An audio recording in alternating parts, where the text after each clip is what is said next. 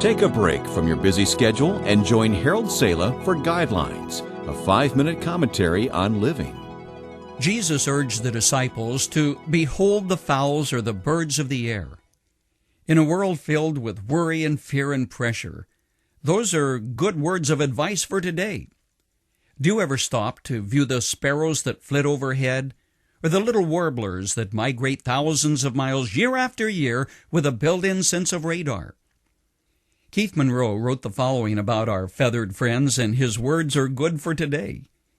He began by asking the question, ever wonder about the mysteries of birds? Take an idle hour and stroll into a public library, browsing through some books on the subject. You will be amazed by these strange little creatures. Long engagements before marriage are common in birdland. English robins pair up in January, but don't mate or start housekeeping until spring. Jackdaws and wild geese get engaged the spring after they are born, although neither species becomes sexually mature until a year later. Most birds are faithful to their mates for life. Some are as thoughtful as human husbands about saying it with flowers. Starlings carry petals and buds to the female in the nest. A herring gull will pluck a sea pink and lay it solemnly before his betrothed.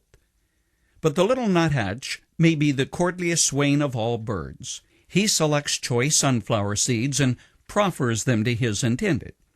If she scorns him, he becomes even more gallant. He shucks each seed before presentation.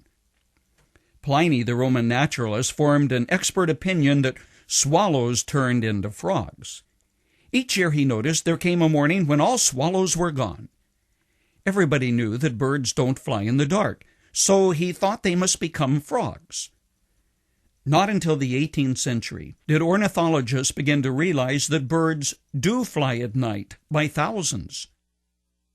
Ever since, bird experts have been trying to fathom the avian homegoing instinct and the ability to navigate to destinations chosen by previous generations.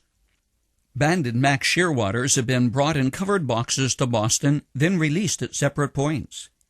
Each flew alone over trackless seas for more than 3,000 miles, finding its way home to little burrows in cliffs along the west coast of Wales. Could any human do so well without maps or instruments? What inner compass guides the Arctic tern each spring as it travels 11,000 miles to near the South Pole to its nesting grounds in Antarctica? How do storks from Copenhagen find their way across the Mediterranean and down the length of Africa to their favorite swamps in Buchanaland? Now, some experts think that birds keep checking their position with the sun, which would give them the equivalent of an inborn sextant and clock for dead reckoning. But what about on cloudy days? The answer is that birds' eyes are so sensitive to ultraviolet rays that they know exactly where the sun is behind the darkest clouds. On the other hand, tiny warblers migrate long distances at night. If blown off course, they adjust as accurately as day-flying birds do. Even those that are born in cages and spend their lives without ever seeing the sky can set off from Germany all alone, travel southeast across the Balkans, then turn due south to reach their winter home in Central Africa. Monroe concludes, I don't want to disparage mankind, but are we not rather dumb about navigation compared to our feathered friends? Consider the birds, said Jesus. Yes, take a good look at the birds. If God takes care of them, you can trust Him to take care of you.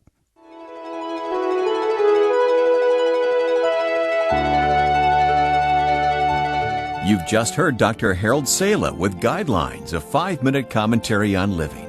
If you would like to listen to the program again, download a copy, subscribe to our e-commentary, or view other resources, visit guidelines.org. We would like to hear from you too. You can email us at info@guidelines.org. That's info@guidelines.org. Thanks for listening, and we invite you to join us again for the next edition of Guidelines.